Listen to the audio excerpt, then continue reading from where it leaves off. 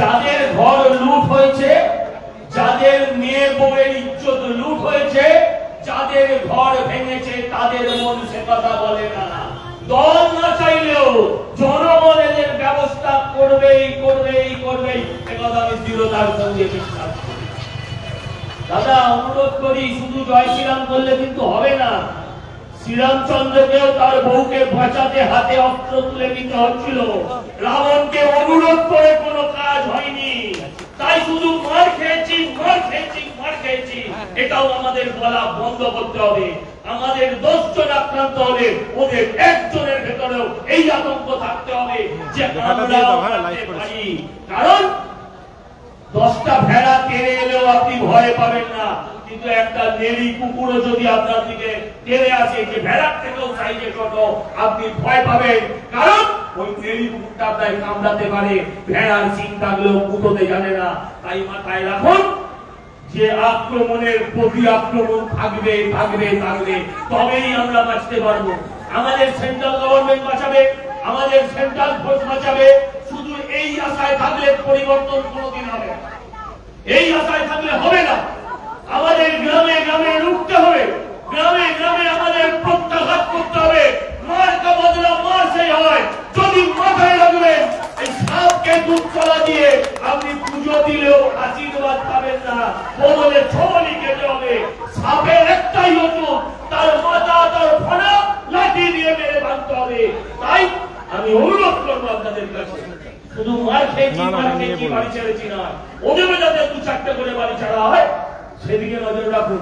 আমি বলি কথাটা মহান বক্তা, আমি খুব শ্রদ্ধা করি, আমি ওনার প্রত্যেকটা বক্তব্য শুনি। উনি বলছিলেন সিপিএম মেরেছে, সিপিএম অল্প কিছু কয়েকশো কয়েক হাজার মানুষকে মেরেছে, কয়েক হাজার মানুষকে মেরেছে, কিন্তু এর একটা জাতিকে ধ্বংস করে দিচ্ছে, এর একটা পুরো জাতকে ধ্বংস করে দিচ্ছে। এরা সুরাবর্তীর আবার দ্বিতীয় পার্ট 2 আনতে চাইছে। আমরা মুসলমান বিরোধী নয়, আমরা অন্য ধর্মের বিরোধী নয়। হিন্দুত্ব শেখায় বড় ধর্ম সহিষ্ণুতার কথা, কিন্তু আমরা তো সহিষ্ণুতা তখন দেখাবো, আগে তো নিজের ধর্মকে রক্ষা করব, নিজের মা ভাই বোন জাতকে রক্ষা করব, তারপর তো অন্যকে সহ্য করব, অন্যকে সম্মান করব। আজকে আমার ধর্ম, আমার জাত, আমার পরিবার, আমার রাজ্য সব ভুলুণ্ঠিত। তাই অনুরোধ করব, স্বামী বিবেকানন্দের ভাষায় উৎকৃষ্টত জাগ্রত আর প্রাপ্য বরান নিবোধত, মানে ওঠো জাগো আর নিজের হিসাবটা নিজেই বুঝে নাও। একথা বলে শুভেন্দু অধিকারীকে আরেকবার অভিনন্দন নাই প্রণাম জানাচ্ছি। সেই রাজ্যপাল হাতে খড়ি শিখে দিয়েছিলেন, হাতে খড়ি দিয়ে বাংলা শিখে বাংলাটা বুঝে গিয়েছে, আজকে রাজ্যপালকে এমন একটা জায়গায় নিয়ে চলে এসেছে। বলে পশ্চিমবঙ্গে শিল্পপতি আসে না, এবার তো পশ্চিমবঙ্গের রাজ্যপালও হয়ে কেউ আসতে চাইবে না।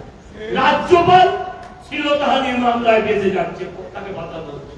ভাবতে পারি আমরা বিজেপি করলে গাঁজাকে, আর রাজ্যপাল হলে শ্লীলতাহানির কেস। পশ্চিমবঙ্গে আর কেউ রাজ্যপাল হবে না, সম্পূর্ণ নৈরাজ্য। কে কি বলবে আমরা জানি না, আমি বিশ্বাস করি এই সরকারকে আর একদিনও চলার অধিকার নেই।